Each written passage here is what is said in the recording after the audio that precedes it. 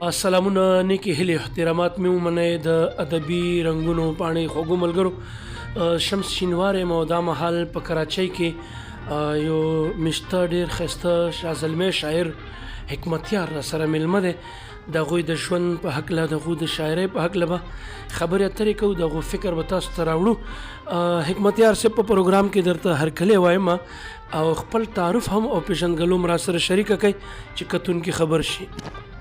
ډیره زیاته مننه چې موږ ته مو ټایم راکړو. زما نوم حکمتیار دی، مسعود یم او د جنوبي وزیرستان سره تعلق لرم.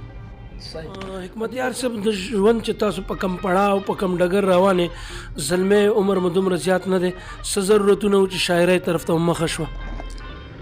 دا خو بس زمونږ د وطن حالات هم داسې و چې موږ په ماشومتوب کې خپل وطن رانه پاتې شو، جنګونه راغلل او بیا کراچۍ ته راغلو.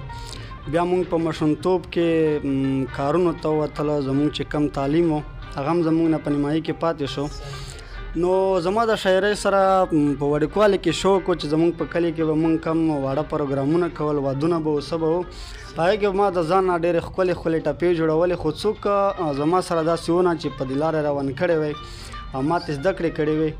نو زما شوق د ماشومتوب نه اوس تقریبا 2-3 کاله زما کېږي چې مطلب ما لیک شو. غواړو چې یو اولنی کلام را سره شریک کړئ ځکه چې کتونکي د کلام په تمه به وي، خپل اولنی کلام را سره شریک کړئ. ها غزل دی وایي چې چای جنګولی او په څو یې جنګولی یی، نیم د شهادت په نوم یی نیم یې مردار کړی یی. چای جنګولی او په څو یې جنګولی یی، نیم د شهادت په نوم یی نیم یې مردار کړی یی. او تاسو چې د نن خبرې کړئ ما ته خندا راشي، تاسو چې د نن خبرې کړئ ما ته خندا راشي، یو وخت احتجاج نه پس په خپلو مړو غلی یی. او تاسو د بلا خولې ته مونږ پرېښودلو لاړلی، تاسو د بلا خولې ته مونږ پرېښودلو لاړلی، تاسو په ولکه د پښتون په غم تړلی یی.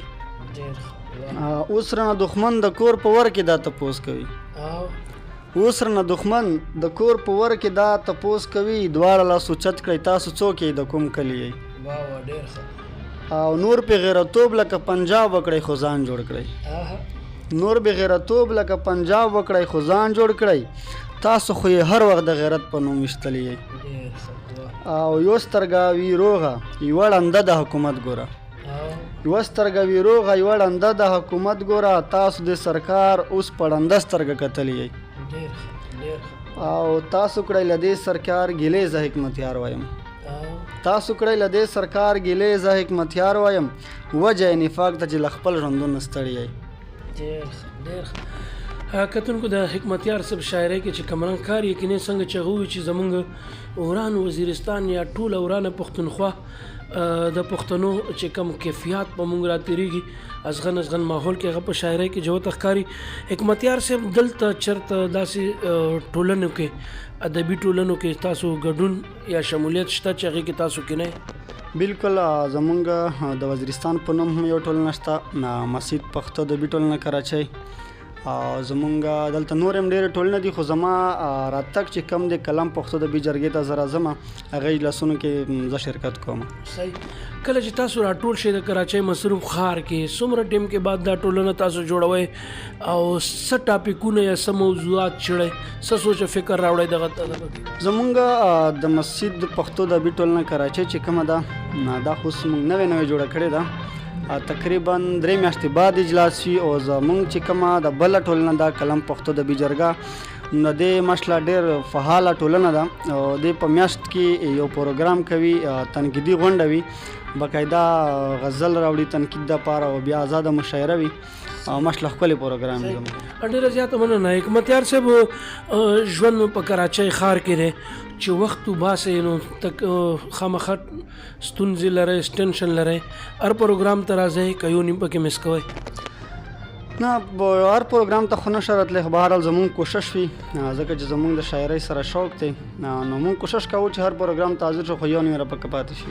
کلم ادبي ټولنه چې کم تاسو یاد کړه کم داسې شخصیات پکې نموړي شخصیات چې کراچۍ کې د شاعرانو دپاره کار کوي څه نومونه لرئ؟ په هغې ټولنه کې خو ماشاءالله ښه شاعران دي،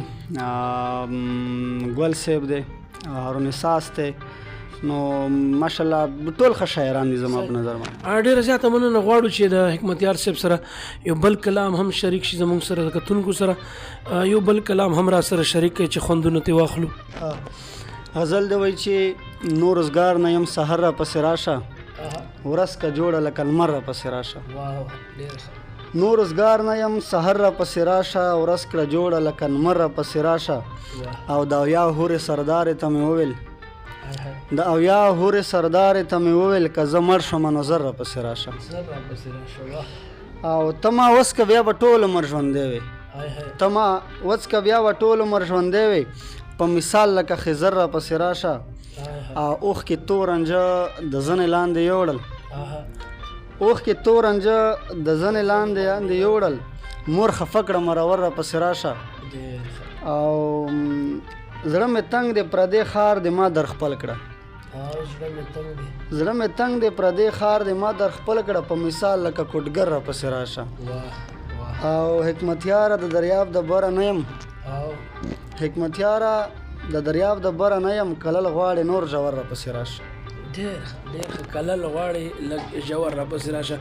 ملګرو حکمتیار صاحب را سره مېلمه دی زلمی شاعر دی او فکر یې جوت ښکاري تقریبا ځکه زه ډېر خوشحالېږم په داسې فکر راوړو باندې چې زلمی کل په کراچۍ کې خاص طور باندې که موږ د پښتونخوا خبرو وکړو خو زموږ خپل وطن دی خپله خاوره خپل اختیار ناره ده خو په کراچۍ کې بیا شعر و ادب ته دومره وخت ورکول منندویو حکمتیار صاحب ژوند مو روان دی څومره شاعري به م کړي تقریبا کتاب طرف ته ټولی منو جوړېږي یا نه چې ته کتاب چاپ کېدو دپاره نیت خو مشته دی خو بهرحال زما د شاعري دومره ټیم هم نه کېږي او ما خپل لیک شمار کړی هم نه دی نو فلحال ما ته پته نه لګي چې ما څومره لیک کړی دی خو بهرحال لیک مې محفوظ کړی دی.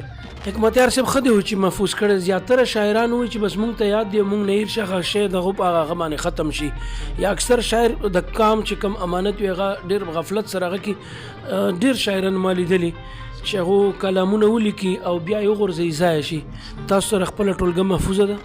ماشاءالله ما محفوظه کړي دي څه نه سره نه ورک شوي دي خو بهرحال زیات کلمونه ما محفوظ کړي دي. حکمتیار صاحب غزل یا نور صنفونه زمونږ اکثر نوی شاعر چې راشي هغه غزل طرف ته ډېر خوشحالۍ راځي غزل به آسان وي نور صنفونه دي لکه رباعي ده ټپه ده چاربیته ده هایکو د نن سبا بیا ټپیزې راغلي دي نور صنفونو باندې کار کوئ؟ ما نظمونه هم لیکلي دي مورا نظمونه مې لیکلي دي ټپې مې هم لیکلي دي خو بهرحال غزل کې چې کم خوند دی نو موږ زیات غزل لیکو. غزل کې خو به خوند ځکه چې د غزل چې کومه معنی ده نو هغه هم خلکو ته معلومه ده.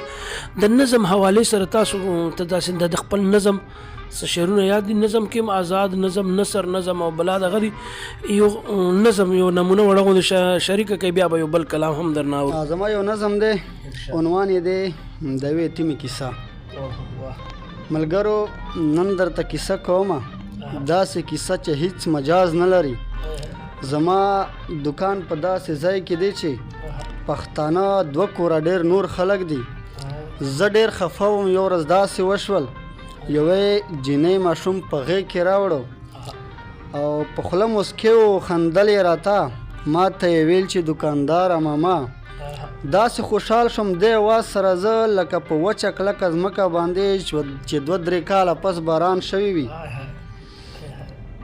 او زړه ته مې هسې یو سکون راغللو وخت تېرېدلو د ماشوم تلو راتلو داسې وخت راغی چې به دا نه راتلو زما زړګی به ډېر خفه و پسې د دې جینۍ نه مې تپوس وکړلو چې ستا پلار چېرته دی او څه کار کوي د دې جینۍ نه مې تپوس وکړلو چې ستا پلار چېرته دی او څه کار کوي په ژړغونې شان اواز یې ویل پلار مې بیمار دی او په کور ناست دی ما ته یې هم کشرې رورجان را یاد کړلو زما زړه سخت و ما به نه ژړل خو په دغه ورځ مې اوښکې وڅڅېدې یو څو آهونه مې د خولې ووتل سخت غریبانو ما هم خپل وس پورې دې غریبانو به ډېر خیال ساتلو څه وخت پس داسې واقعه پیښه شوه د کورنۍ په نظر نه راتلله څه وخت پس داسې واقعه پیښه شوه د کورنۍ په نظر نه راتلله څو ورځې پس زه له یو چا خبر شوم چې د هغې جینۍ خو پلار مړ دی څو ورځې پس له یو چا خبر شم چې د هغې جینۍ خو پلار مړ دی. څه موده پس جینۍ دکان ته راغله. ما ترې تپوس د باباجان وکړلو. پښتانې اوښکې روانې شولې. زړه مې غوښتل نه. ورته ومې ویل چې اوس به څه کوئ، د تره کور ته ځئ؟ هغه ویل نه، تره مې موږ نه ور پرېږدي. هغه ته خپله ښځه داسې وایي نه به ورځئ او نه به دوی را پرېږدئ. کتونکو حکمتیار صاحب چې کوم شعرونه راوړي د نظم زمونږ د معاشرې بهترین عکاسي د اکثر خدای دې هېڅوک هم نه یتیمان کوي. د یتیمانۍ د ژوند چې دی دغه ډېر ګران شي. کردار به لوبوي ترونه، خو اکثر ترونه داسې شته. دا بالکل حقیقت. حکمتیار صاحب شاعران ترنم کوي، چې ترنم طرف ته بیا داسې اواز مواز اوچت کړی دی؟ او ترنم ویلی شمه ماشاءالله، تر خپله حده مې ښکلی اواز هم دی. ډېر خپل تعریف په خپله چې ووایي چې اواز مې ښکلی دی، نو بیا خو به غواړو چې ترنم وشي او بیا به یو کلام هم وشي. ترنم خیر دی وړوکی دی وي، خو چې زمزمه راسره شریکه شي. زما د سختو ورځو یاره لږ راوغږېږه، لاس کړه اوچت له کندهاره لږ راوغږېږه، لاس کړه اوچت له کندهاره لږ راوغږېږه. زما د سختو ورځو یاره لږ راوغږېږه، لاس کړه اوچت له کندهاره لږ راوغږېږه، لاس کړه اوچت له کندهاره لږ راوغږېږه. په مړاو سترګو کې هغه اثر شته او که نه،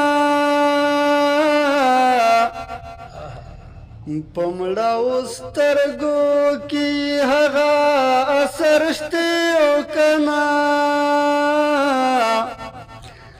لږ را نږدې شاعرې باره لږ راوغږېږه، لاس کړه اوچت له کندهاره لږ راوغږېږه، لاس کړه اوچت له کندهاره لږ راوغږېږه. منم چې ستړی ستومان یې خو زما دپاره، منم چې ستړی ستومان یې خو زما دپاره، لږ په خندا شه حکمتیاره لږ راوغږېږه، لاس کړه اوچت له کندهاره لږ راوغږېږه، لاس کړه اوچت له کندهاره لږ راوغږېږه. ډېره زیاته مننه. یقینا چې کومه دعوه یې کړې وه حکمتیار چې زما اواز ډېر خوږ دی، نو ډېر ښایسته دغه اوسه ماشاءالله. قربان په اخره کې ستاسو یو پیغام غواړو چې تاسو په زړه کې کومه خبره وي، پښتون کام ولس زمونږ په شیشه باندې چې څومره کتونکي دي، د زړه داسې خبره چې تاسو وایئ چې پښتون کام پې چېرته ترقي وکړي یا پې عمل وکړي، یا زمونږ نوی کول د پښتو ژبې چې کوم خلک مونږ ګوري څه ویل غواړئ زړه باندې چې څه خبره وي تاسو؟ زه خو به دا وایم چې تعلیم ډېر ضروري دی او اتفاق. مونږ پښتانه زه به دا وایم چې ناکام ځکه یو چې یو مو اتفاق نشته دی او بل زمونږ د تعلیم طرف ته توجه ډېره کمه ده. ما خپل هم تعلیم زه به دا وایم چې غربت هم و، مجبوري هم وي، خو چونکې زمونږ والدین هم دومره توجه نه ورکوله تعلیم طرف ته چې مونږ باندې تعلیم کړی وی. چې کم دا نور کامونه دي دا په خپله ډېر غربت زغمي، تکلیفونه برداشت کوي، خو بچیانو باندې تعلیم کوي. زما یو شعر دی چې دا خو د تعلیم کمیت وجه ده، کوم ځای ته چې تلل غواړم خویږم. نو نن چې زه څه غواړم یقینا چې ما لکه ګین چې د دیوال ته ولې واپس راغورځوي، ما هم د تعلیم کمیت داسې راغورځوي.